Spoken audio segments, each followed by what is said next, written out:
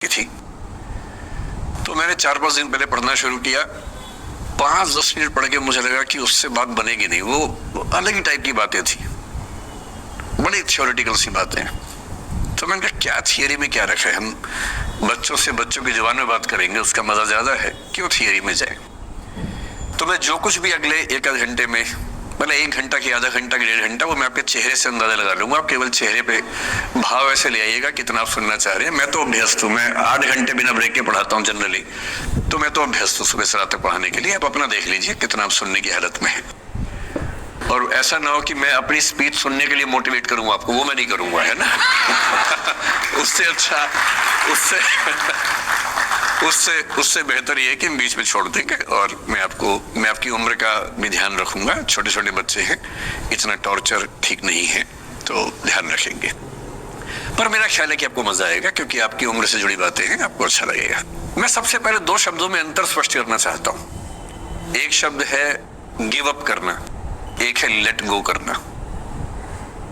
कभी कभी लगता है कि दोनों बातें एक जैसी हैं, पर दोनों बातें एक जैसी है नहीं। गिव अप करने का मतलब होता है हार मान लेना। मसलन आप कुछ कोशिश कर रहे हैं, जैसे मैं इसी एग्जांपल से बात करता हूं। पलक ने कोशिश की कि मैं यहां पर आ जाऊं, कोशिश की, और मैं ये नहीं कहना चाह रहा कि मैं बहुत व्यस्त आदमी हूं, लेकिन हाँ, व्यस्तताएं रहती हैं। मैं आजकल अवॉइड करता हूं कि कहीं जाऊं, क्योंकि पता नहीं पिछले 3 साल में ऐसा क्या हुआ, इनविटेशंस इतने मुझे आने लग गए हैं। मैं 25 साल से पढ़ा रहा था, कोई पूछता भी नहीं था मुझे। ये कोविड में यूट्यूब में पता नहीं क्या हुआ है, अब पता नहीं कहां कहां से इनविटेशन आते हैं। कुछ तो ऐसी जगह से आते हैं जिससे कोई दूर दूर तक का संबंध ही नहीं है। कोई बड़ी कंपनी है, उस कंपनी का इन हाउस प्रोग्राम है, कह रहे वहां के मोटिवेट कर दो। मैंने कहा मैं कैसे मोटिवेट कर दूं मैं। तो फिर अब हमने पॉलिसी बनाई है कि जितना कम हो सके उतना कम जाएं। रमा जी का आदेश तो मेरे सर माथे पर है, मेरी सीनियर है, मैं उनको मना नहीं कर सकता हूं, लेकिन जनरली मैं कोशिश करता हूं कि ना जाऊं। अच्छा, मना करना खराब लगता है, तो हम क्या करते हैं कि धैर्य की परीक्षा लेते हैं। जैसे इनके लिए हमने सिंपल पॉलिसी है कि जब कोई बच्चा कहे आने के लिए, उसको बोलो कि सर 3 महीने फ्री नहीं है, 6 महीने फ्री नहीं है, 1 साल चंद्रमा पे गए हुए हैं, कुछ ऐसा वैसा बोल के टालो, किसी का दिल भी ना दुखे और मैं भी अपना समय बचा लूं। तो हमने इनको बहुत परेशान किया, 3 बार 4, मतलब किया तो मेरी टीम के मेंबर ने, पर मेरे निर्देश पे किया, तो आप उनको मत कुछ कहिएगा, मैंने कहा सर। तो 3 बार 4 बार 5 बार टाला, नहीं हो पाएगा, कोशिश करेंगे, अच्छा देखते हैं, नहीं हो पा रहा, ऐसे करके।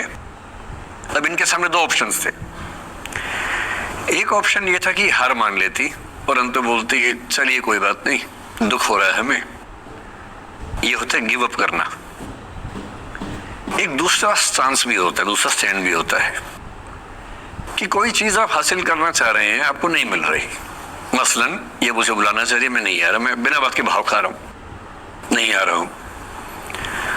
और एक समय के बाद ये इस मूड में आ जाती कि भाड़ में जाओ, नहीं यार तो भाड़ में जाओ, तुम जैसे बहुत देखे हैं, एक ढूंढेंगे 100 मिल जाएंगे तुम्हारे जैसे, क्या समझते हो अपने आप को। और फिर मैं कहता मैं आना चाहता हूं, कहते नहीं, हम नहीं बुलाएंगे आपको। ये होता है लेट गो करना। क्यों किसी को इतना भाव देना है भाई? अगर कोई चीज नहीं हासिल हो रही तो भाड़ में जाए, क्यों किसी के लिए फ्रस्ट्रेशन झेलनी है, क्यों परेशान होना है। गिव अप करने में और लेट गो करने में इतना ही अंतर है कि आपने हार मान ली या आपने जेल से निकाल दिया, दिमाग से ही निकाल दिया। किसी चीज को दिमाग से निकाल देना लेट गो करना है, किसी चीज के लिए कोशिश करते करते हार मान लेना और उस हार की फ्रस्ट्रेशन के साथ जीना गिव अप करना है। मुझे खुशी है कि आपकी मोटिवेशनल सोसाइटी के मेंबर्स कम से कम गिव अप नहीं करते। अच्छा, वो लेट गो भी नहीं किया मुझे,